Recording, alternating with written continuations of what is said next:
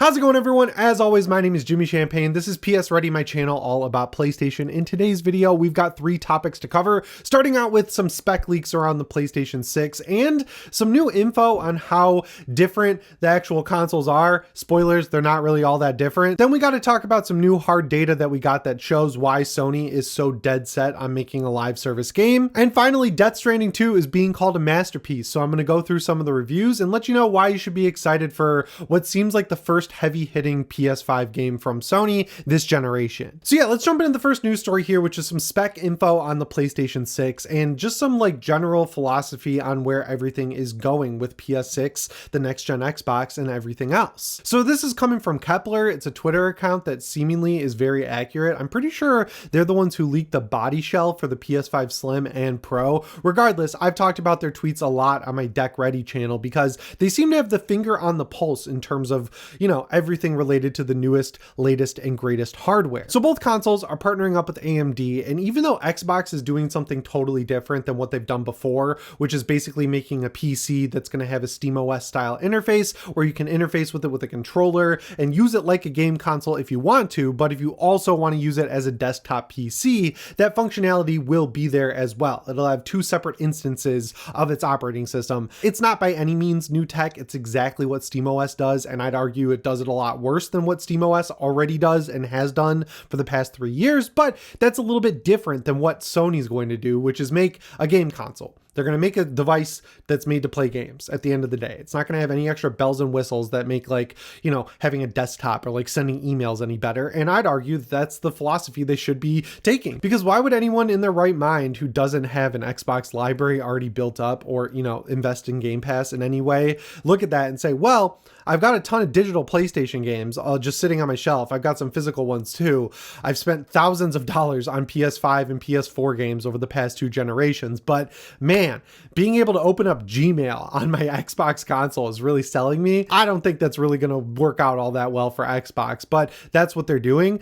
Even though it is a lot different than what Sony's doing, they're using very similar chips, and Kepler was going into this. So every time we get a new console and they use exactly the same chip, maybe some minor differences between the two, all these companies act like they go and do their own custom tweaking, like they add in some new features or something to the actual chip. They don't really do that much. All they really do is turn on features that AMD turned off, or add in some boutique thing that makes their network interfacing work a lot better. It's not like they've got a different graphics engine than what Xbox is doing over at Sony. For all intents and purposes, the chips they're all using these days are just PC chips, which is why Xbox seems to care so much about getting Windows up and running on their next gen console. And as for when all this is going to come out, 2027 is the day. I know everyone is pissed off that Sony's already moving on to the PlayStation 6. I'm a little burned by it as well because they whiffed it super hard with actual first party exclusives. Like, even if you look at it in the most charitable light, like you say, well, even though the games were on PlayStation 4, they were still really good games.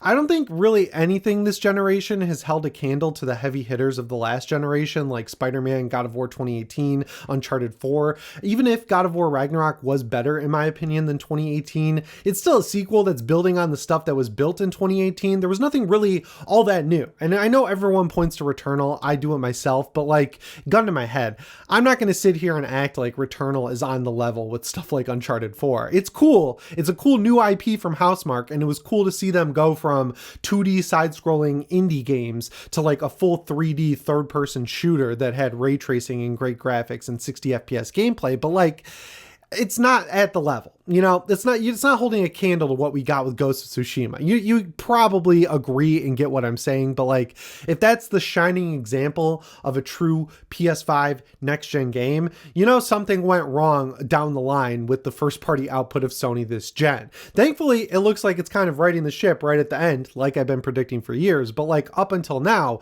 the first 5 years of this generation were not great. But then when you look at Xbox doing the exact same thing, like the Series X came out pretty much at the exact same time as the PS5, but they're already moving on for 2027 to have their next gen console. Everyone's praising them. I don't really get it. Like, I get that Xbox put out a lot of decent games this generation. I still don't think really any of them are on the level of a first-party Sony game from last generation, or even a lot of the first-party stuff we got this generation. But like, why are we praising Xbox for moving on at the exact same speed as Sony? And if Sony like put a flag in the sand and said, we're not moving on from this generation, we're going to keep the PS5 around until 2030 and really get some support out of it, all the developers are going to move on, because even if Xbox isn't really leading the charge there, you know, there's not enough users to really make these devs kind of push things forward. PC as a whole is there, and while if you added up the PC user base and the Xbox console user base, it's still not anywhere close to what Sony has.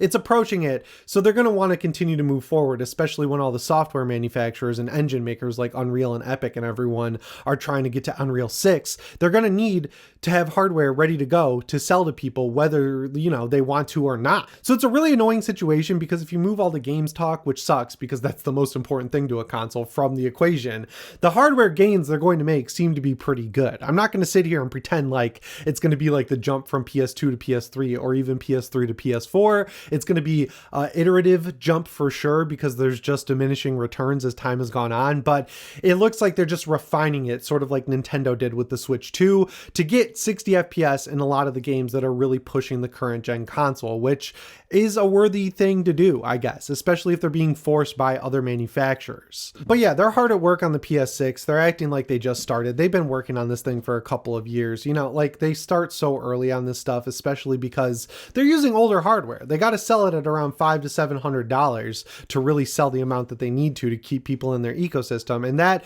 just requires working with older tech. So if they started with new tech in 2023 for a console that's coming out in 2027, it's going to line up perfectly, and the chip will be cheaper by then. It all kind of just falls into place. So why would Sony work so hard to get a live service off the ground? Well, to answer that, it's really easy. Just look at their earnings report from last week. They talked about where the PS5 is at. Not only has it finally outpaced the PS4, so good job, Sony. It only took you 5 years, but also they've made more money this generation on the PS5 alone than if you took all the money they made from every PlayStation generation before it and combined it. Now, obviously, it's not as dramatic as it seems, because inflation is a thing, and you know, it's a building thing, right? Like, you have the PS1, you get a few people in, you get the PS2, you get more people in, PS3, more people in, PS4, more people in. It compounds on top of itself, but that doesn't take away from the fact that they made more money this generation than the rest of them combined. They've made an ungodly amount of money on the PlayStation 5, but where it gets even crazier is that it's all basically down to 3 games. It's like NBA 2K,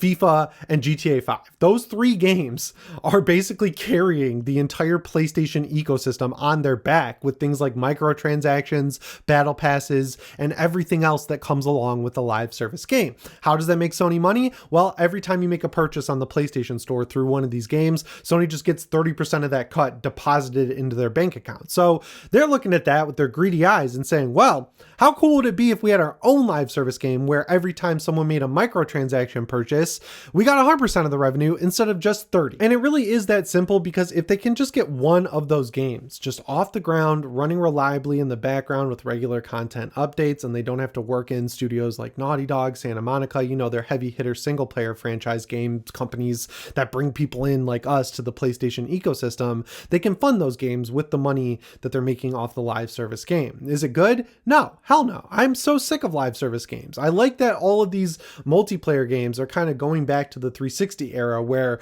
you can complete them. I just beat Elden Ring Night Rain. It took me 80 hours, and it was really weird because the first few bosses, I was stuck on them for a week. Like the first boss, you know, 3 days, second boss, 6 days, third boss, 6 days. And then the last 3 bosses in a row, I beat in one night with my brother, and we finished the game. I'm still playing it because they added in a hard mode version of the second boss, but like, for all intents and purposes, I defeated the game. It's done. It's over. I did all the content that I want to do, and I can move on if I wasn't having so much fun playing it. Another example of that, my game of the year from last year, Space Marine 2, you beat the campaign, you get the multiplayer mode, there's 5 operations, you run through them a few times, get to the hardest difficulty, you beat it, that's it. There's no battle passes, there's no extra content, there's no treadmill. And then on the other side of the fence, you've got companies trying to catch up and do the same thing as every other company making a live service game like FBC Firebreak. That game's a mess, man. Like, I should have known when I saw that it was going into Game Pass and PS Plus day one. It's like a very quick turnaround type deal, sort of like a Blumhouse movie. If you're into movies, you know exactly what I'm talking about.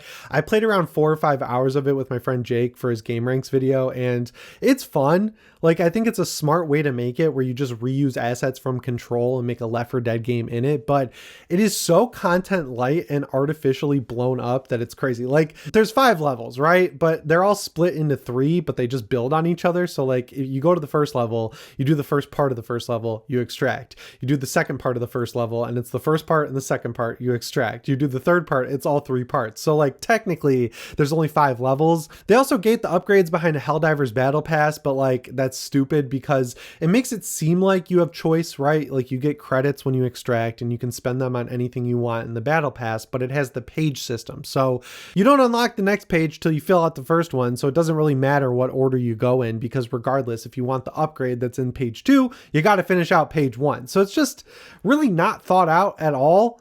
And it's really kind of embarrassing to see Remedy put this out. I mean, I don't know. I thought I had fun playing it with my friend, but like, if I was playing it solo, there's no way I'm sinking time into it. So it just feels like that whole model is dated. And honestly, I think Sony should have just bought Arrowhead and funded Helldivers 3 as a bigger game. People clearly like the Helldivers IP. That game is cleaning up on both PC and PS5, but they whiffed that in favor of something like Fair Games, which seems like a complete disaster. So I don't know what's going to happen, but if you want the question answered as to why they're so insistent on getting a live service game off the ground, there you go. There's the raw numbers for you. But yeah, speaking of Sony kind of regaining their roots as the best first party single player game studio, let's talk about Death Stranding 2. So the reviews just dropped today when I'm recording this video, and shocker, Hideo Kojima did it, man. Like, this is getting 10s across the board, and I was like a little bit skeptical because, you know, I love Kojima. I'm a huge Metal Gear fan. I've played them all. I love everything he makes. Death Stranding, I feel like, even though it wasn't, you know, a 10 out of 10 fest when it came out, still felt like it was a little overrated just because of how lacking it was. Like, it felt a little rushed, right? Like, Sam doesn't really talk throughout the entire story. The combat is super half-baked. It's really artificially padded in a similar way to Metal Gear Solid 5, and the gameplay does support it, so that's fine. I was hoping for Death Stranding 2, he would kind of, you know, build it up to be the game the first game should have been. It seems like that's exactly what he did. I mean, people are praising everything from the story being massively improved. Sam is more of a character this time around. There's a lot more combat. The MP3 player is there. The variety of the worlds is great. The performance is awesome. I watched Digital Foundry's video and they said on PS5 Pro, performance mode is just what you should be using, because even though it runs a lot better, they can barely see the difference between that and quality mode. Like, it's just so nice to see Sony back on track with a game like this that's, you know, out of left field in a way, because it's kind of a weird esoteric story setup that's not necessarily what would traditionally sell. It's got a lot of content that's complete at launch because the game runs fantastic. I mean, I've seen everyone praising the performance. They're not saving a chunk of the game for DLC. They're giving you everything for $70 right on day one. I know Kojima said he might do DLC, but apparently he's already started working on Physint, which is his follow-up to Metal Gear. So I don't think there's going to be DLC. It's just nice to see, even though there's all these news stories coming out saying that he was nervous people gave it too good of reviews and playtests, so he wanted to make it worse, that, you know, he was just joking. He really did come back and make a great sequel. And I'm curious if they'll make a Death Stranding 3. Obviously, it just depends on sales.